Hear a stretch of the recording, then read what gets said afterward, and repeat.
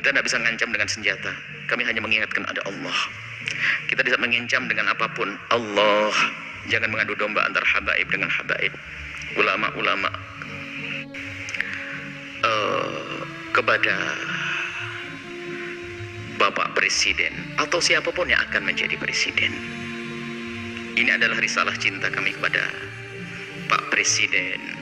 Ya, kalau mendengar alhamdulillah, kalau tidak mendengar Allah perdengarkan ke hati, biarpun telinganya tidak mendengar. Atau calon presiden, ketahuilah bahwa jabatan kepresidenan itu sangat terbatas. Apa artinya? 1 kali naik, 2 kali naik, ujung-ujungnya adalah kesengsaraan yang panjang di akhirat nanti. Ingat, jadi presiden adalah berbatas waktunya, tapi akhirat adalah selamanya dan tidak berbatas.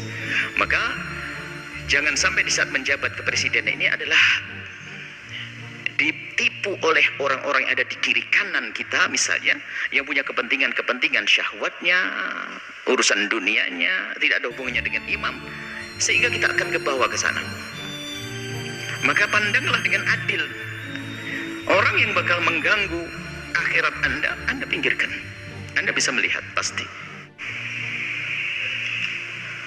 Ada karena marah dengan seperti Habib Rizik, marah dengan seperti ini, lalu sampai mengarah kepada perendahan kepada nasab, innalillah. Sampai ada yang mengatakan, katanya, apa betul itu turun Nabi? Ayo dites DNA. Astagfirullah, innalillah. Menafikan, menolak nasab yang sudah jelas semacam itu, maka itu seperti mengqadhaf, menuduh orang melakukan zina, dosa besar.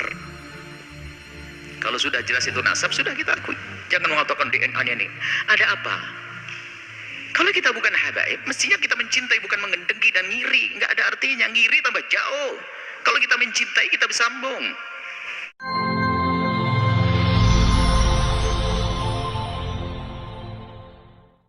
Pertanyaan selanjutnya, Buya, datang dari hamba Allah dari Jawa Barat. Assalamualaikum warahmatullahi wabarakatuh, Buya. Assalamualaikum warahmatullahi wabarakatuh. Mohon tanggapannya, Buya.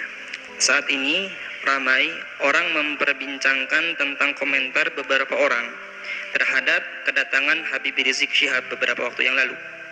Ada yang menyatakan ketidaksenangannya terhadap penyambutannya. Ada yang merendahkan kehabaibannya. Kemudian juga meremehkan perjuangannya.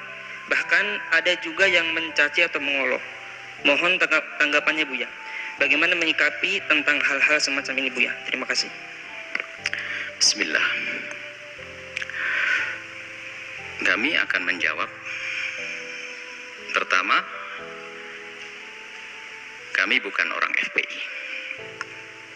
Harus tahu itu. Saya bukan anggota FPI. Kemudian setelah itu, yuk kita pandang segala permasalahan dengan akal yang jernih dan hati yang tenang.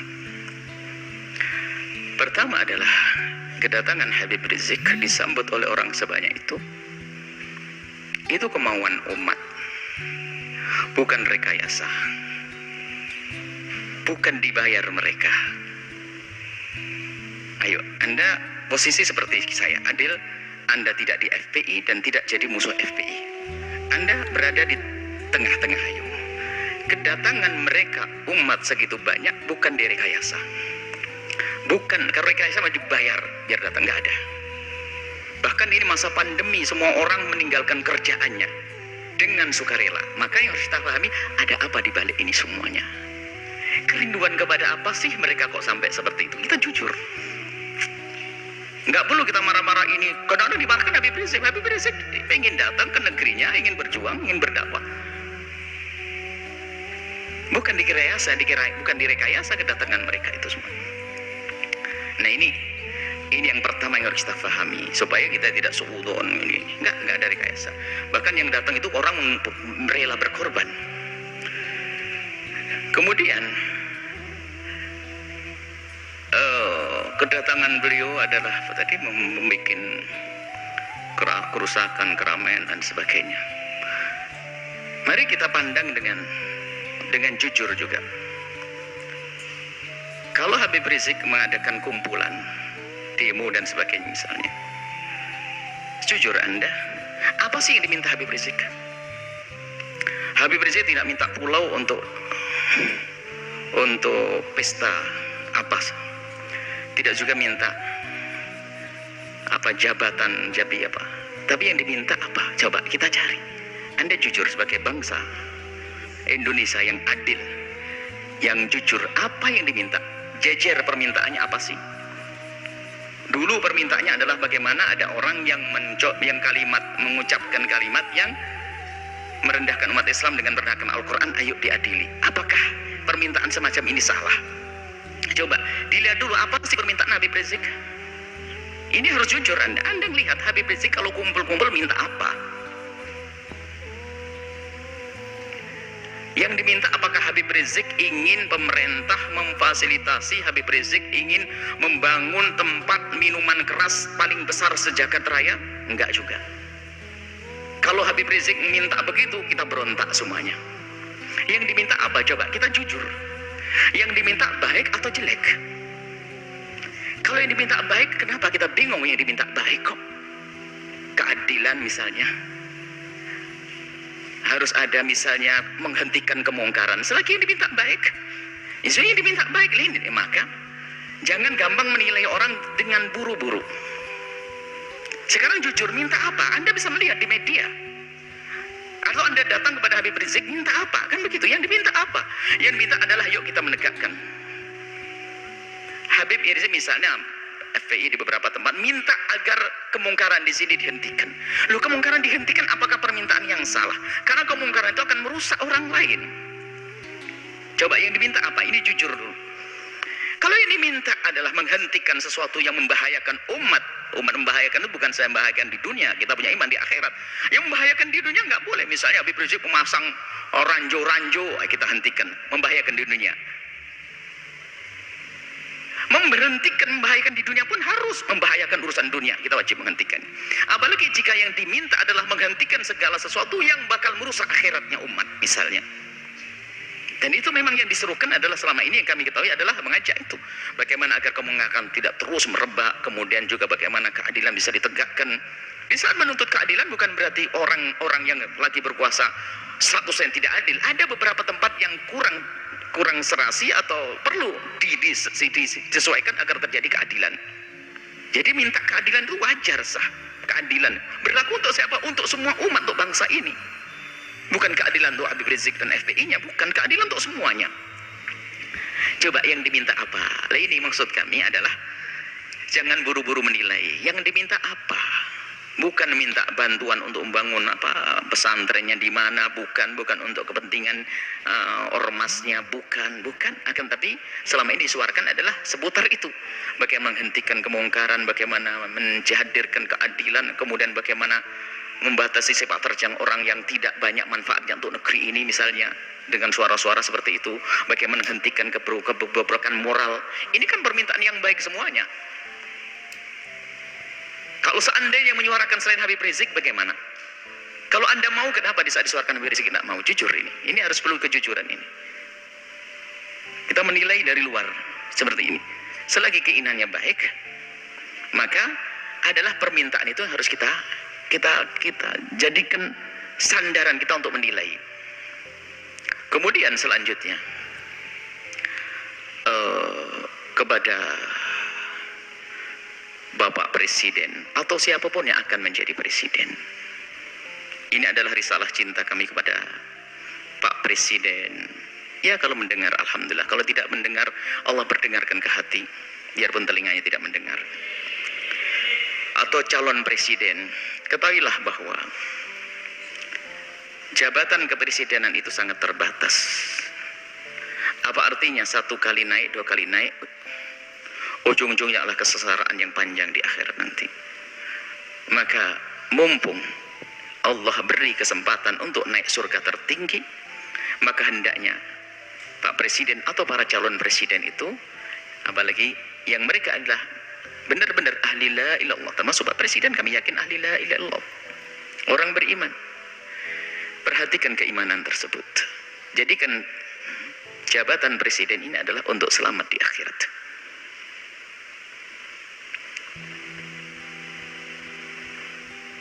Maka Selama ini panjatan doa, semoga orang-orang seperti Habib Rizik dijaga dan bisa istiqomah. Dan doa kita kepada Pak Presiden, semoga juga Allah memberikan bimbingan agar bisa menjadi baik semuanya. Tidak perlu kita memusuhi, akan tapi kita perlu bagaimana menghantarkan kebenaran. Kita tidak punya permusuhan dengan Bapak Presiden, akan tapi kami punya cinta karena kami tahu beliaunya adalah ahli la ilaha illallah. Kami ingin bahasanya kelak juga selamat di akhirat. Maka mohon, atau calon-calon presiden yang akan datang, ingat, jadi presiden adalah berbatas waktunya, tapi akhirat adalah selamanya dan tidak berbatas. Maka jangan sampai di saat menjabat kepresidenan ini adalah ditipu oleh orang-orang yang ada di kiri kanan kita, misalnya, yang punya kepentingan syahwatnya, urusan dunianya, tidak ada hubungannya dengan imam, sehingga kita akan ke bawah ke sana. Maka pandanglah dengan adil. Orang yang bakal mengganggu akhirat Anda pinggirkan. Anda bisa melihat pasti di kalangan menteri, di kalangan pokoknya harus dibersihkan dari orang-orang yang bakal mengganggu keselamatan kita di akhirat. Kami yakin Anda ahli iman. Kami mendengar Anda jadi imam sholat, Anda juga umroh. Subhanallah. Tinggal perlu Anda mengikuti hati kecil Anda bahwasanya Anda ahli iman. Maka segala sesuatu yang bertentangan dengan keimanan Anda ini, ayo diberesi, diselesaikan. Karena itu akan ada tuntutan dan tanggung jawab di hadapan Allah Subhanahu wa taala. Kemudian berlapanglah dengan masukan atau kritik dari siapapun. Maka di saat ada misalnya selama ini rame seperti tadi hubungan dengan Habib Rizik dan sebagainya, yang diminta adalah, kami yakin yang diminta Habib Rizik adalah di hati kecil Anda adalah Anda setujui keadilan, kebaikan dan sebagainya. Kami ingin bertemu, ini maksud. Kami yakin insya Allah, kami yakin husnudzon bahasanya Anda orang beriman dan presiden setelahnya. Kami tidak mengarah kepada presiden dari ini. Selagi itu keinginan yang baik, ayo kita sambut. Dan nanti secara umum kritik itu justru mengangkat kita. Bagaimana kita menjadi waspada. Kritik itu kadang kita tidak bisa sadar, tidak bisa mengoreksi diri kita sendiri. Tapi dengan kritik itu kita bisa berbenah. Kalau tidak ada kritik kita nggak akan waspada. Seperti di lembaga begini, kalau tidak ada kritik nggak akan ada perubahan. Ada yang kritik, Buya kenapa kok begini, langsung kita buat perubahan. Kita begini, adik, semakin banyak yang mengkritisi Anda, sebenarnya semakin besar peluang Anda untuk menjadi lebih bagus. Hanya di saat dikritiki oleh seseorang, kita lihat, kita pelajari. Lalu bagaimana? Yang mengkritik itu sendiri diajak untuk menyelesaikan bersama. Karena yang mengkritisi biasanya punya bahan, punya modal untuk menyelesaikan masalah. Seperti ini. Ini adalah kepada pemerintah. Jangan menuruti orang-orang yang hanya menuruti hawa nafsunya. Anda akan rugi. Hidup Anda berbatas. Hidup Anda berbatas. Kita tidak rela ahli la ilaha illallah di alam barzah mendapatkan siksa dan di padang mahsyar tersiksa, di akhir tersiksa. Tapi surga kah untuk semuanya? Surga untuk ulama, surga juga untuk presiden kalau mau. Inilah, maka kalau seandainya kesadaran semacam ini hadir, nggak akan ada ontran-ontran semacam ini. Semuanya aman tentram. Semuanya aman tentram. Bisa orang punya niat busuk akan terlihat begitu mudah.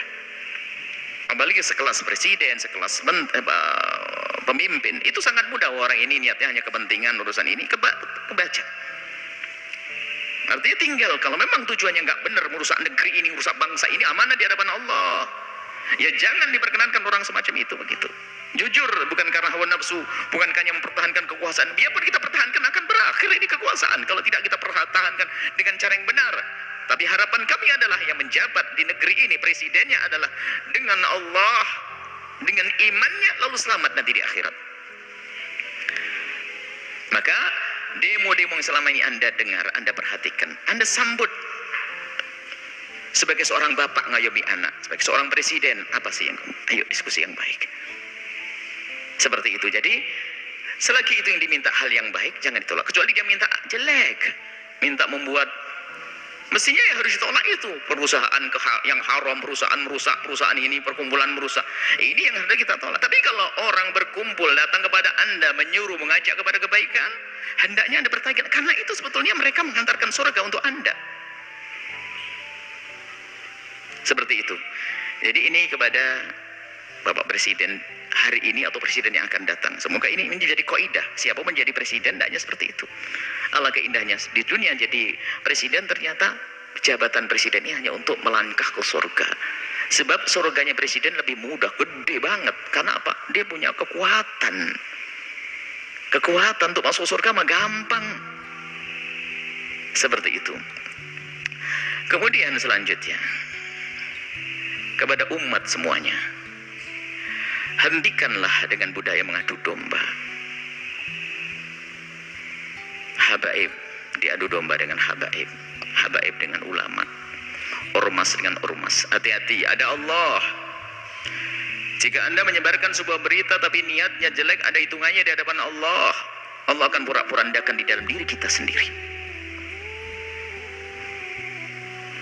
Kita tidak bisa mengancam dengan senjata. Kami hanya mengingatkan ada Allah. Kita bisa mengincam dengan apapun. Allah. Jangan mengadu domba antara habaib dengan habaib, ulama-ulama. Kalau mengambil berita, sekiranya kalau itu maslahat, Anda sebarkan. Tidak memotong omongan orang untuk diadu. Masya Allah. Khususnya para habaib adalah dzurriyyah Nabi SAW yang kita harus mencintai mereka. Apalagi menyebarkan berita-berita. Maka kepada umat semuanya, ayo, ada hitungannya. Yang biasa mengadu domba, maka ketahuilah di dalam rumahnya pun pasti tidak semesra. Ingat, yang biasa menyebar berita-berita nggak karuan itu sebetulnya di rumahnya pun tidak mesra dia. Tidak akan indah di rumahnya. Dengan saudaranya mungkin rebutan waris dengan ini. Lihat, yang biasa menyebarkan fitnah begitu tuh. Yang suka nyebar fitnah-fitnah, memfitnah para habaib, memfitnah para ulama itu, kalau dilacak dalam rumahnya nggak ada mesra. Itu nggak tegur sapa sama saudaranya berbulan-bulan, bertahun-tahun mereka. Mungkin tidak akur dengan bapaknya juga. Kenapa? Hati yang kotor itu. Lihat, menfitnah habaib, menfitnah umat Nabi Muhammad, ngadu domba umat Nabi Muhammad saja nggak boleh, apalagi ini dzurriyyahnya Nabi Muhammad sallallahu alaihi wasallam. Kemudian ada karena marah dengan seperti Habib Rizik, marah dengan seperti ini, lalu sampai mengarah kepada perendahan kepada nasab. Innalillah. Sampai ada yang mengatakan katanya, apa betul itu turun Nabi? Ayo dites DNA. Astagfirullah, innalillah. Menafikan, menolak nasab yang sudah jelas semacam itu, maka itu seperti mengqadzaf, menuduh orang melakukan zina, dosa besar. Kalau sudah jelas itu nasab, sudah kita akui. Jangan mengatakan DNA-nya nih. Ada apa? Kalau kita bukan habaib, mestinya kita mencintai, bukan mengendengki dan ngiri. Nggak ada artinya, ngiri tambah jauh. Kalau kita mencintai, kita bersambung. Beliau menjadi habaib juga dipilih oleh Allah, bukan permintaannya. Maka kita yang mandang harus mandang dengan hormat. Adapun masalah jika ada yang kurang tepat di antara habaib salah, ya kita kewajiban menegur. Seperti kita menegur anak kita, seperti di pondok kita di banyak habaib, anak-anak habaib yang salah ya kita tegur. Tentunya dengan kasih dan cinta. Tapi kalau sudah mengarah kepada penolakan nasab, ini sudah ada kebenci dan ngiri. Ini adalah bahaya sekali. Hati-hati ini. Kemudian juga kepada pengikut FPI.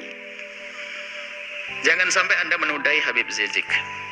Sepak terjang Anda harus benar-benar direstui Habib Rizik, diketahui dan sesuai dengan apa yang ada di pikiran dan hati Habib Rizik. Kita tidak ingin ada sebagian orang melakukan satu tindakan ternyata mencoreng Habib Rizik. Ini menjadi masalah. Jangan sampai tujuan Habib Rizik yang mulia, yang istimewa ini ternodai oleh kita-kita, apa orang-orang yang dengan perilaku yang terburu-buru, hanya mendahulukan hawa nafsu dan sebagainya. Nah ini, maka di sini kita ingin bahasanya perjuangan orang-orang seperti beliau ini, Habib Rizik ini bisa mulus, sukses. Kemudian nanti juga presidennya juga akhirnya juga sukses, bangsa ini sukses, surga lah semuanya. Ada percekcokan. Tinggal yang tersisa siapa? Orang yang sibuk ngadu domba, bermusuhan, caci maki dan sebagainya. Hidupnya begitu dia. Dia tidak mesra selamanya. Dan hendaknya antara ormas dengan ormas ini adalah untuk saling melengkapi. PFPI ormas, NU ormas. Nanti ada lagi ormas besar seperti Nahdlatul Wathon ormas, Wasidiyah ormas. Tidak boleh jadi saling bermusuhan. Akan tapi ini adalah potensi umat Islam. Ingat, Anda punya Allah. Itu kekuatan.